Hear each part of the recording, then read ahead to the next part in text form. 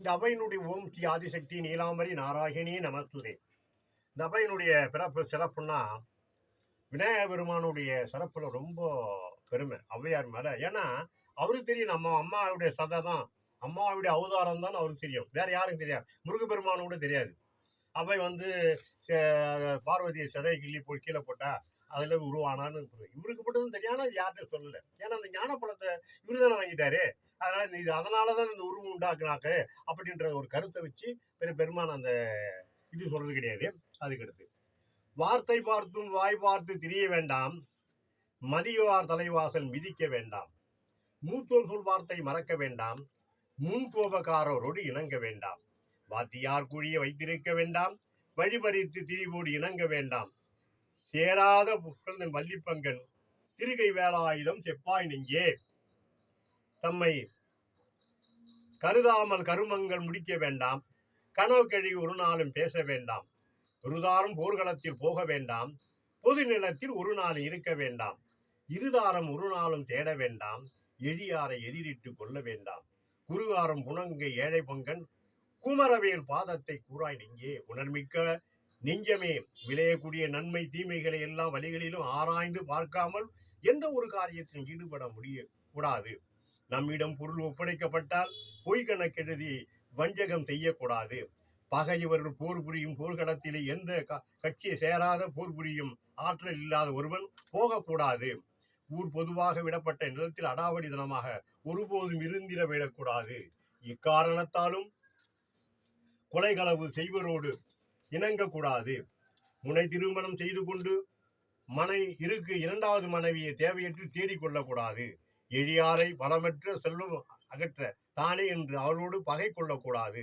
மேற்கூறிய கருத்துகளை மனதில் கொண்டு பறவைகள் கதிர் கொய்யும் பதுகாத்து திணை புரியும் திங்கண்ண காவல் புரியும் வள்ளி தேவி தன் பக்கத்திலே அமர்ந்து கொண்டு மகிழும் குமரன் வேல் பாதத்தை பணிந்து போற்றி துதிப்பாக. 8வது பகுதி. சேராத இடந்தனில் சேர வேண்டாம், செய்த நன்றி ஒரு நாளும் மறக்க வேண்டாம், ஊரோடு குண்டனியாய் திரிய வேண்டாம், உற்றாரை உதசினங்கள் சொல்ல வேண்டாம், பேரான காரியத்தை தவிர்க்க வேண்டாம், பிணைபட்டு துணை போகி திரிய வேண்டாம், வாராறு உறவிடை வள்ளிப்பங்கன் மயிலேறும் பெருமானை வாத்தாய் நெஞ்சே, உணர்மிக்க நெஞ்சமே, தன் சேராத இடங்களிலே தகாத மனிதருடன் சேரக்கூடாது. தக்க சமயத்தில் ஒரு நமக்கு செய்த உபகரத்தை ஒருபோதும் மறந்துவிடக் கூடாது. செல்வமே இல்லா எளியோரை உள்ள உறவினர்கள் அலட்சியப்படுத்தி பேசக்கூடாது. புகழ் உண்டாகும் செயலை செய்வதற்கு வாய்ப்பு இருக்கும்போது வாய்ப்பை விட்டுவிடக்கூடாது. யாரார் ஒருவர் ஏதோ ஒரு விதத்தில் நேர்மையாய் காரணத்தால் பின்னாகி விடுதலை பெற முடியாமல் தவிர்த்து கொண்டால் அவனுக்கு துணையாக தெரியக்கூடாது. மேற்கூறிய கருத்துக்களை மனதில் கொண்டு பெருமை மிக்கும் குளத்திலே தோன்றி வள்ளி தேவியை தன் பக்கத்திலே அமர்ந்து கொண்டு மகிழ்க்கும் மகிழ்வாகனனை போற்றி புகழ்வாயே. மண்ணில் நின்று மன்னர் சொல்ல வேண்டாம், மனஞ்சலித்து சிலிக்கிட்டு திரிய வேண்டாம், கண்ணடிவி செய்தொரு காட்ட வேண்டாம், காணாத வார்த்தைகளை கட்டுரைக்க வேண்டாம்,